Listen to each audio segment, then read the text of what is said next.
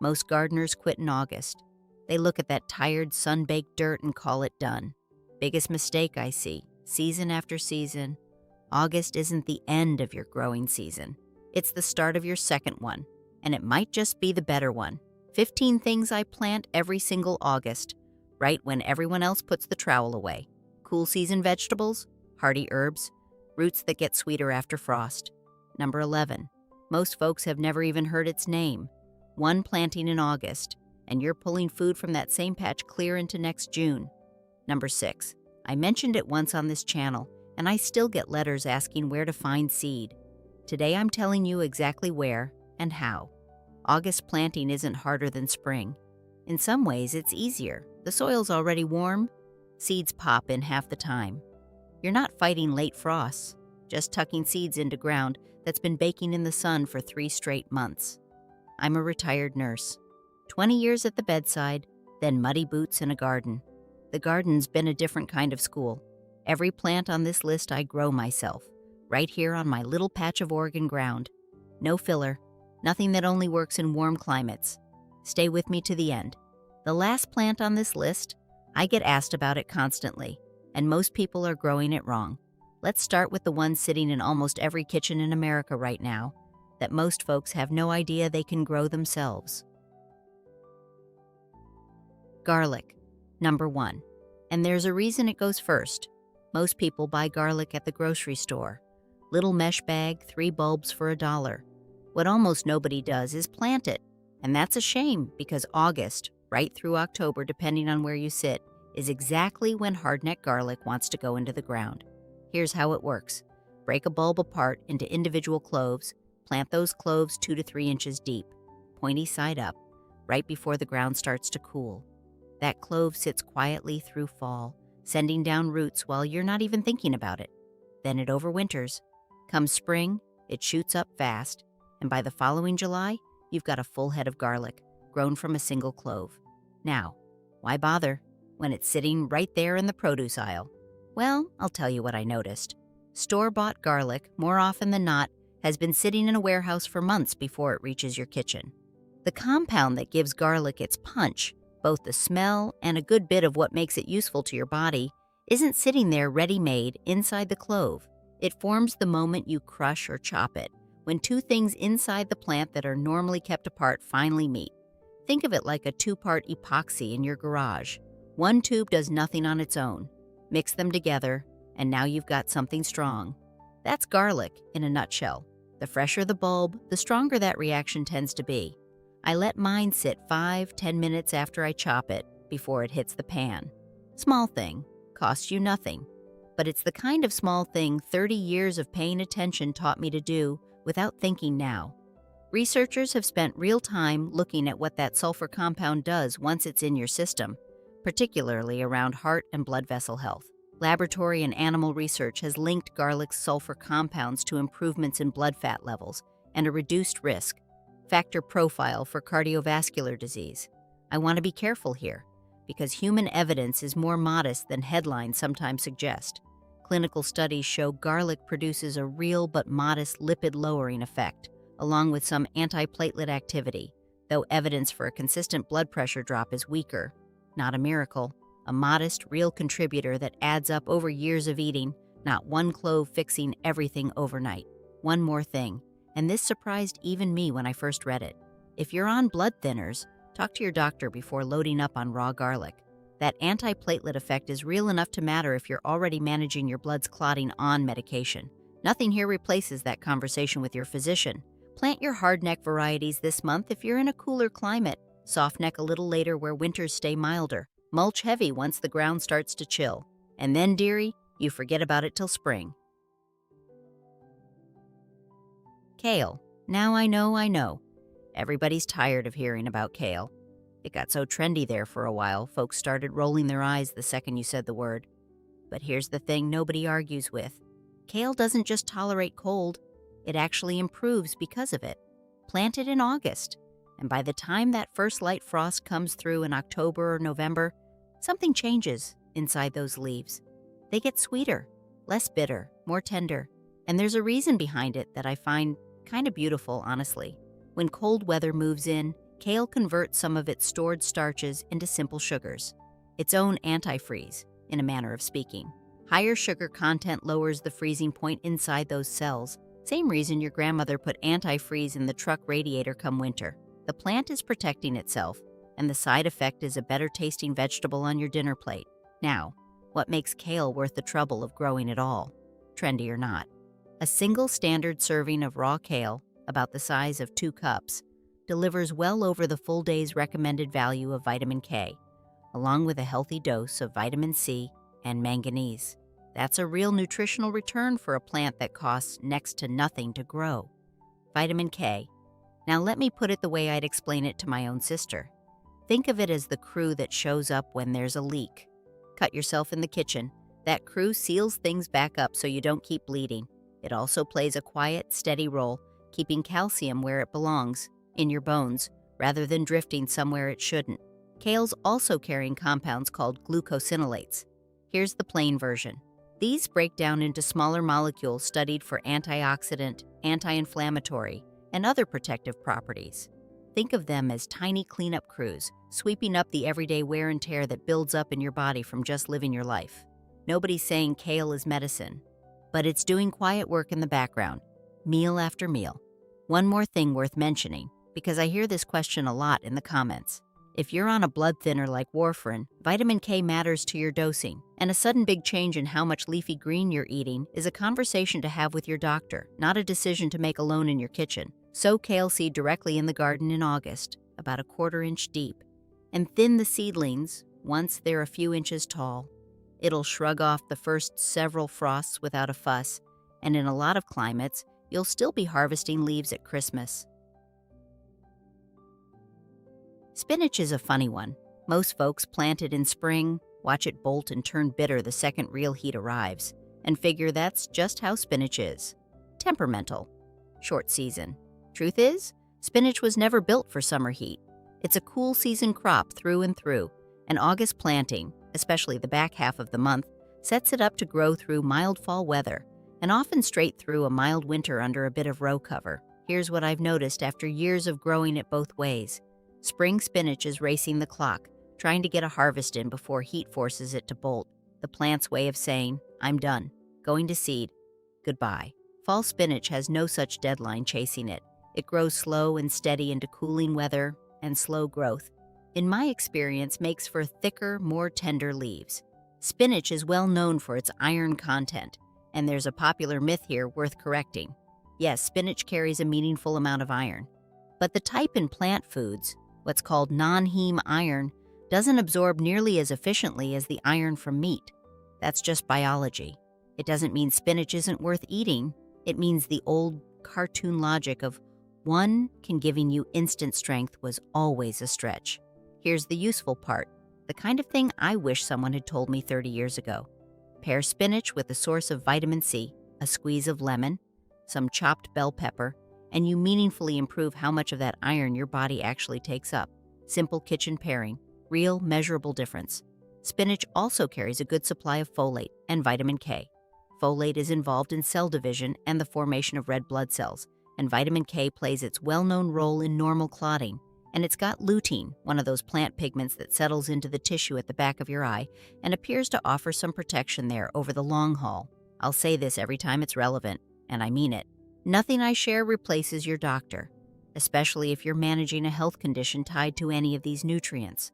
Plant your spinach seed shallow, about 1/2 inch, keep the bed consistently damp while it germinates in that late summer warmth, and thin the seedlings as they crowd. You'll be harvesting baby leaves within a month, and with a cold frame or a simple row cover, some winters you'll be picking spinach right through January. Beets. Now here's a plant that gives you 2 crops for the price of one, and most gardeners only ever use half of what they grow. August is prime time for a fall beet crop, particularly in milder climates where the ground won't freeze hard before harvest. Beets like it, cool while they're sizing up, and an August sowing gives them exactly that. Mild fall days, cooling nights, and a harvest window stretching into November or later. Here's what I mean about 2 crops. Everybody grows beets for the root. Roast it, pickle it, shred it raw into a salad. Fine. Good. But the greens on top, the part most folks toss in the compost, are a vegetable in their own right, closely related to Swiss chard, and every bit as nutritious as the root below, arguably more so. Beetroot has gotten a lot of attention in recent years for its nitrate content. Nitrate sounds like a word off a warning label, and I understand the hesitation, but this is a different situation entirely. When you eat beets, research suggests your body converts some of that natural plant nitrate into a compound that may signal blood vessels to ease up and widen a little, letting blood move through more freely. That's part of why beet juice shows up in endurance athlete circles, marathon runners, cyclists. Most of us aren't training for a marathon, but the everyday contribution to healthy blood flow adds up over years, not from a single glass fixing anything overnight. The greens, meanwhile, are carrying a strong dose of vitamin K and a good supply of vitamin A, the kind of nutrient profile you'd expect from any dark leafy green in that family. Don't let them go to waste. A quick sauté with a little garlic, and you've got a second vegetable from a plant most people only think of as one. One caution I'll mention, because I get asked. Beets are one of a handful of foods that can turn things a startling shade of pink or red on the way out the other end. It's harmless. It happens to plenty of people. Just don't let it alarm you if you're not expecting it. Direct sow beet seed about ½ inch deep, thin your seedlings to give the roots room to swell, and keep the bed evenly moist. You'll have baby greens in weeks, full roots in roughly 2 months. Radishes are the plant I always tell beginners to start with, and August is one of the best months of the whole year to grow them. Here's why. Radishes are fast. Some varieties are ready to pull in as little as 3 to 4 weeks from seed. That's not a typo. In the time it takes some plants to just germinate, you can have a full radish crop, harvested, eaten, and be sowing your second round. Fall-grown radishes tend to be milder, less prone to that sharp, unpleasant bite you get from spring or summer radishes grown in stressed, hot conditions. Heat pushes them to bolt and turns them woody and fiery. Cool fall weather lets them size up slow and mild. Now, radishes don't get nearly the credit they deserve nutritionally, mostly because people think of them as a garnish, a little pink slice on the edge of a salad plate, rather than a food worth talking about. But they're a genuine cruciferous vegetable, same family as broccoli and kale, carrying that same category of sulfur-containing compounds we talked about with kale a few minutes back. Here's a little garden trick, one I didn't fully appreciate until I started paying closer attention to what I was actually growing versus what I was throwing away. The radish greens, the leafy tops, are edible too, and a lot of people compost them without ever tasting them. They've got a peppery, almost mustard-like bite, and they're perfectly good sautéed like any other hardy green. I'll be honest with you, I threw mine away for years before I ever tried them myself. Radishes are mostly water by weight, which sounds unremarkable until you realize that makes them one of the lowest calorie foods you can grow, and they still deliver real vitamin C and a bit of fiber alongside that crunch. For folks watching their weight or blood sugar, a bowl of sliced radishes is about as guilt-free a snack as your garden will produce. There's also something satisfying, in a very simple way, about growing them. You plant a seed, and 3 weeks later, there's dinner. In a world where most of what we grow takes months of patience, radishes are the plant that rewards you almost immediately. And that's not nothing, especially if you're new to gardening and you need that quick win to keep you coming back to the dirt. Sow radish seed about ½ an inch deep, 1 inch apart, straight into the garden bed. No need to start these indoors, no need to fuss. Keep the soil moist, thin if they come up crowded, and start counting down the weeks. Turnips are, in my opinion, one of the most underrated things you can plant in August, and I think it comes down to an image problem. Say the word turnip, and folks picture some bland, mushy vegetable from a black and white photograph of a wartime dinner plate. A fall-grown turnip, pulled after a frost or two, is a different thing entirely. August-planted turnips size up fast, most varieties ready inside of 40 to 60 days, and just like kale and carrots, a touch of cool weather sweetens them rather than making them taste worse. Pull one after the first light frost, and you'll notice the difference immediately compared to one pulled in summer heat. Here's the 2-for-1 I want you to remember. Same as with beets. The turnip greens are a completely different eating experience from the root, and nutritionally carry their own weight. They're a good source of vitamin K, vitamin A, and vitamin C, cooking up tender with a flavor somewhere between mustard greens and kale, a little peppery, a little earthy.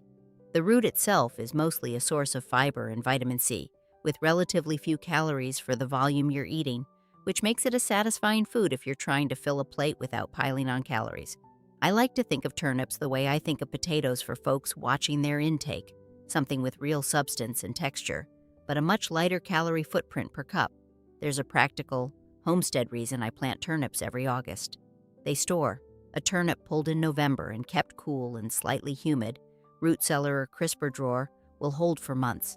In a world of grocery prices climbing every time you turn around, that's real food security, sitting quietly in a 5-gallon bucket in my garage, dearie. I'll admit, turnips were never my favorite growing up. My grandmother grew them because they were reliable, not because anybody was excited to eat them. It took me getting older and curious in my own garden to realize the problem was never the turnip. It was that nobody had ever roasted one properly. Olive oil and salt, high heat, until the edges caramelize. That changes the whole conversation. Direct sow turnip seed about 1/2 inch deep in August, thin the seedlings to give the roots room, and harvest the greens as a bonus crop along the way, well before the roots themselves are ready to pull. Carrots, planted in August. I know that sounds backwards to some of you. Carrots feel like a springtime crop in most people's minds, but a well-timed August sowing, particularly of a fast or medium maturing variety, will give you some of the sweetest carrots you'll pull all year. The reason comes back to that same cold weather sugar conversion we talked about with kale and turnips. It's a pattern you'll start noticing across this whole list, one of the quiet little truths of gardening most people never learn. Cold hardy root and leaf crops sweeten as temperatures drop, the plant converting stored starch into sugar as a kind of natural antifreeze. Carrots left in the ground through a light frost or two are noticeably sweeter than the same variety harvested in July heat. Now, everybody already knows carrots are good for your eyes. That's practically nursery rhyme knowledge at this point. But let me explain why. Because the mechanism is worth understanding rather than just accepting on faith. Carrots are rich in beta-carotene, the orange pigment that gives them their color. Your body converts a portion of that beta-carotene into vitamin A as needed, and vitamin A plays a genuine, well-established role in how your retina processes low light. It's part of the machinery your eyes use to adjust when you walk from a bright room into a dim one. I want to be precise here, because I don't like overselling a vegetable. Eating carrots won't give you night vision like some superhero. That's old wartime propaganda, spread to hide the fact that early radar technology was actually behind Britain's success spotting enemy aircraft at night. But a genuine vitamin A deficiency does cause real vision problems, and carrots are one of the most reliable ways to keep your intake where it needs to be.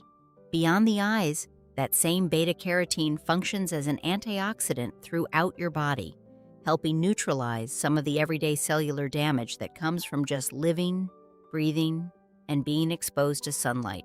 One kitchen note: carrots absorb better alongside a bit of fat.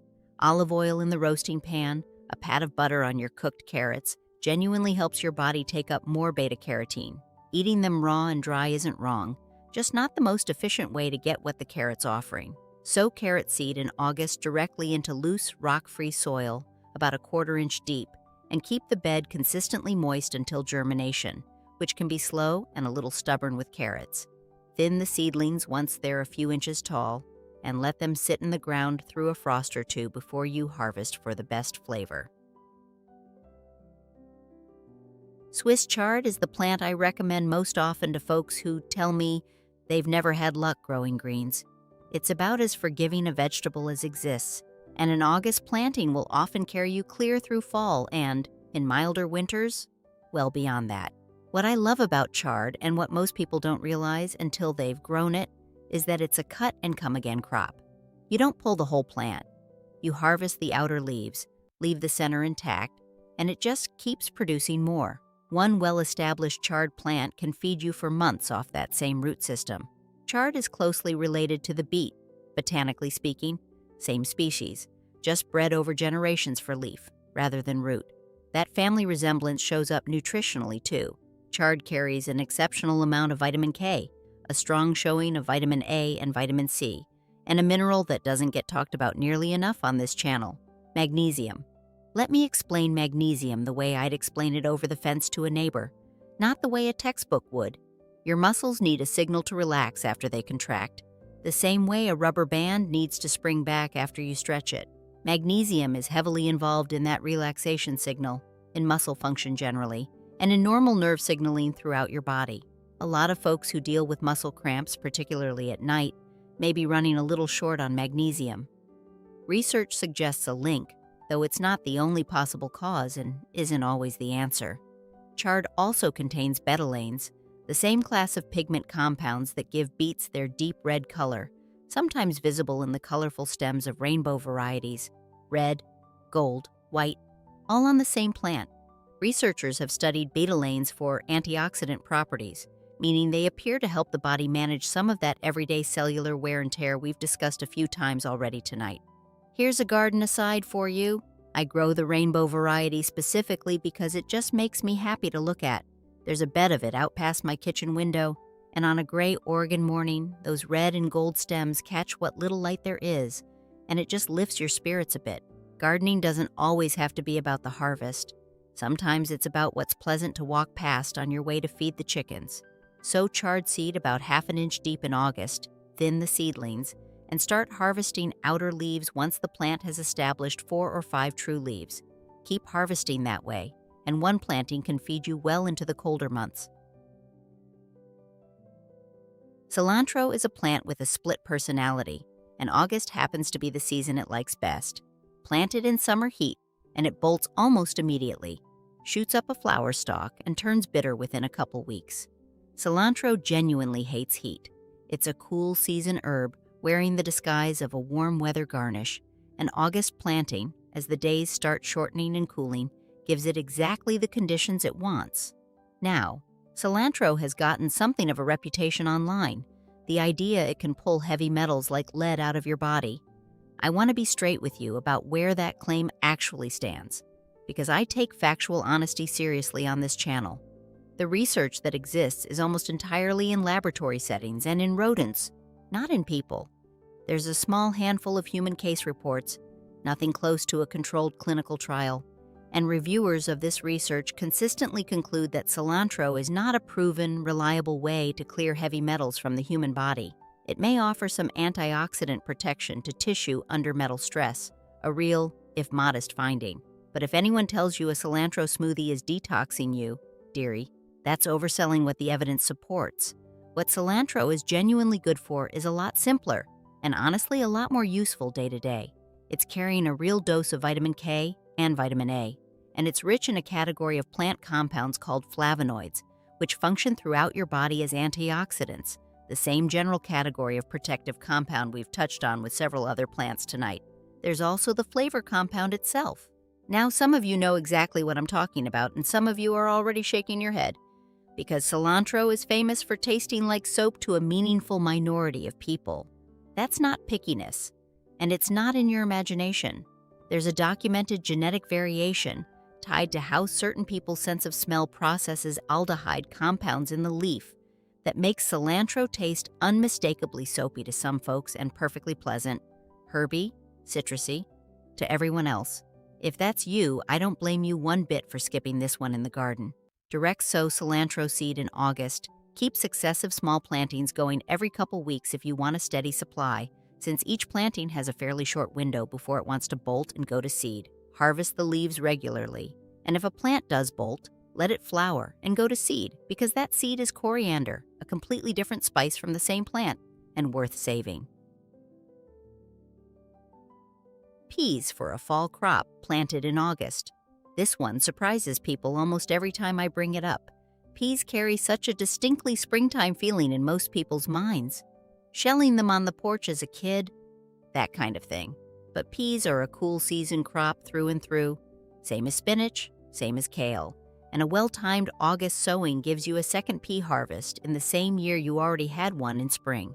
The trick with fall peas is timing them to mature before a hard freeze, counting backward from your area's first expected frost date, and picking a fast variety.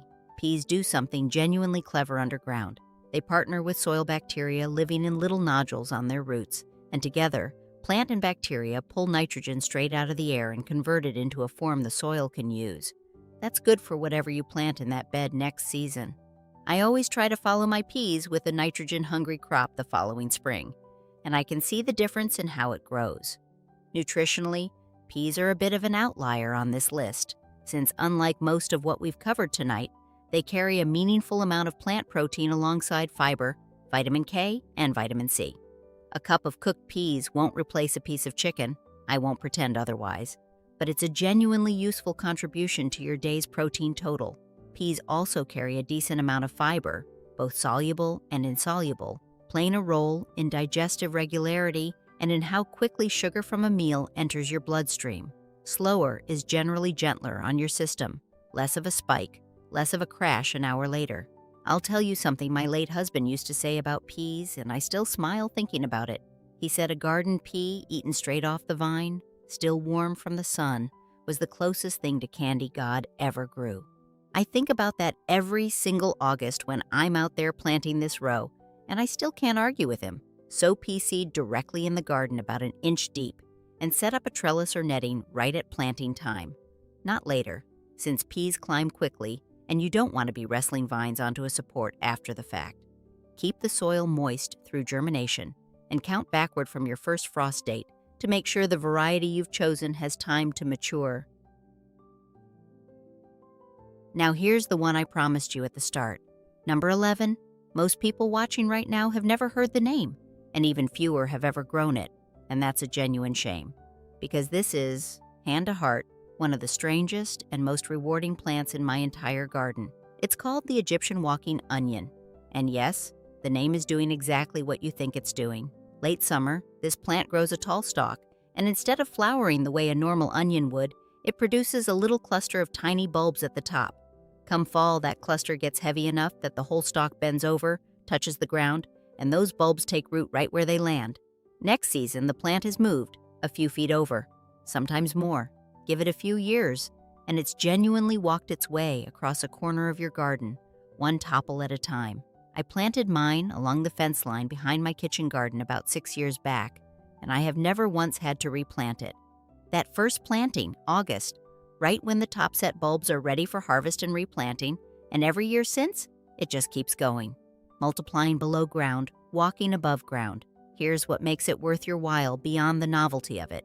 You harvest this plant 3 completely different ways, all from the same patch. In spring, you cut the tender green shoots and use them just like scallions or chives. Mild, oniony, wonderful in eggs. Through summer, the hollow green stems keep growing, and you can keep cutting them just like scallions, right up until the topsets start forming. And by late summer into fall, those little topset bulbils themselves are ready, and you can eat those too, chopped fine, tossed into a sauté, tasting somewhere between a shallot and garlic. Nutritionally, this is an allium. Same family as garlic, same family as the onions in your pantry, carrying a similar profile of organosulfur compounds, the kind we talked about with garlic earlier.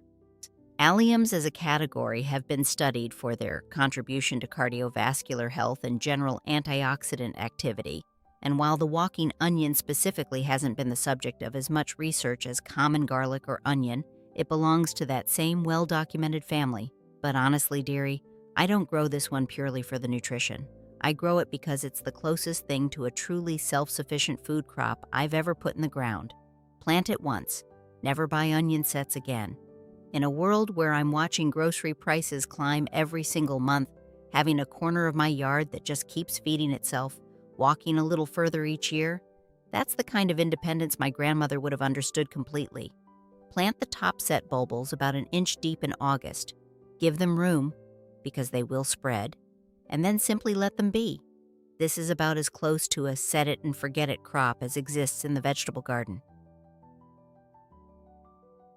Thyme is a plant I think every garden should have a corner devoted to, and August is a fine time to get a perennial planting established before the cooler months settle in. Now, thyme is tough in a way that surprises people who've only used the dried version from a little jar in the spice cabinet. This is a Mediterranean herb by nature, used to poor, rocky soil and long dry stretches, and once established, it's remarkably drought-tolerant and cold-hardy. I've had thyme survive winters that killed off things I expected to be far tougher. The compound that gives thyme its distinctive smell, thymol, is where the real interest lies scientifically. Researchers studying thyme have found it carries meaningful antimicrobial activity in laboratory settings, meaning it can inhibit the growth of a range of bacteria when tested directly against them in a petri dish. That's part of why thyme has such a long history as a preservative in cooking. Long before refrigeration existed, folks were tucking herbs like thyme into preserved meats and dishes, partly because they helped keep things from spoiling as quickly. Now, I want to be precise here. What happens in a laboratory dish, where thyme oil is applied directly to a bacterial culture, is a different situation from sprinkling dried thyme into a pot of soup. The concentration is nowhere close to the same, and eating thyme as a seasoning isn't equivalent to a concentrated therapeutic extract. Everyday culinary use gives you a modest ongoing contribution of antioxidant plant compounds, alongside a real dose of flavor that lets you use less salt. Thyme has also been looked at for respiratory comfort, the kind of thing you'll find in traditional cough remedies and some over-the-counter products even today.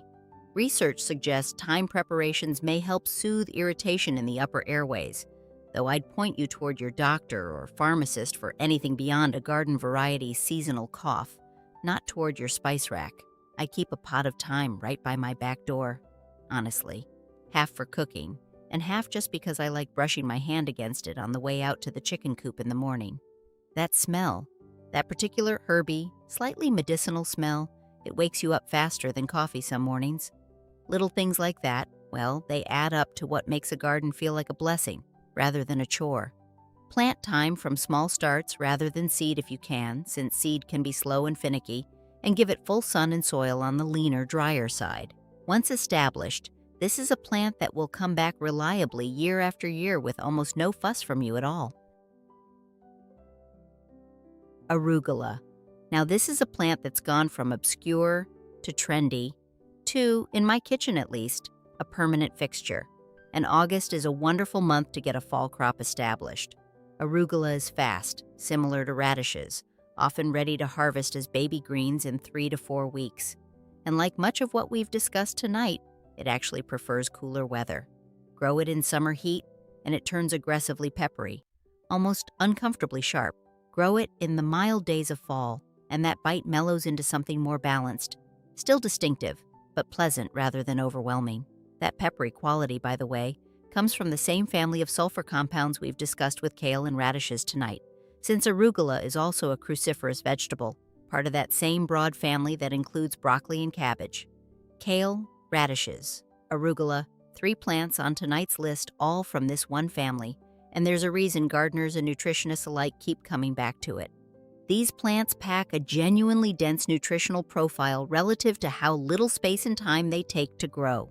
Arugula specifically carries a strong showing of vitamin K, a good supply of folate, and a reasonable dose of vitamin C. It's also got calcium, which surprises people, since we tend to associate calcium purely with dairy. Leafy greens as a category contribute real calcium to your diet, even if absorption varies somewhat by plant. I'll tell you something about arugula that changed how I think about salads entirely. For years, I made salad with lettuce as the base, and everything else as an afterthought scattered on top. Lettuce, nutritionally, see? Mostly water, pleasant, refreshing, but not carrying a whole lot of density. The day I started using arugula as my base instead of lettuce, my salads went from a light side dish to something that actually held its own on the plate alongside a main course. Small swap, meaningful difference.